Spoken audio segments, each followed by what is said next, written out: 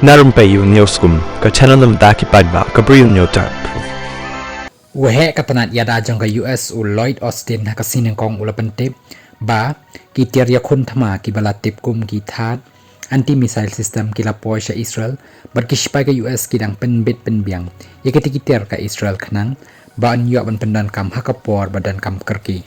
kita kitir thama that lani ki terminal high altitude area defense system kilong kitir yakun ki bashar khai jangka US bar ka US kala pha kita kitir thama Syaka Israel bahkan yo ban pendan kam kerki ladadan kiri lekno ki balej ban her thma yaka hakipor bomla bantip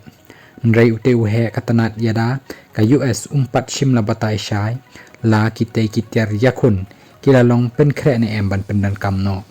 namar presiden ka US Joe Biden ula deb yatho ba ka US kan sa pha kite kitiar bante ra kam yakin namding harengkat bat shispangut kispai jong ka US sa Israel kiban yarap ya ka Israel hakajing pendan kam yakite ki jatiar mereka United States hakaju ka poro kalakan tuy ka Israel ba kadai ban ker na kijing yakan at bat kibay pat kiri khnang baka namanra yakathma ba hapo kathan Middle East wala kata Biden hakatayo balalay ulay thu bula dep tip lupa hakanu ka por baka Israel kan salaj ban kapot yaka Iran ray ulay lero kat balapat ban penjay jay yakajing yakan at hapring kita ki artli kiri badungay ro bakan dan bet kalat ban penyasuk bat penkut no ay kajingakan at hapring kita ki arliang ri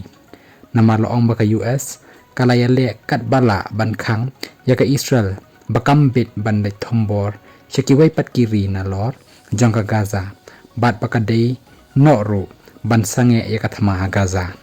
ndai barok ka syong satang hakara jangka Israel bat kumjo ro hagitu kiri bamarjan jangka Israel laki la ni em bante la kami ki ken hun le no ki badan hapo upur usam jongki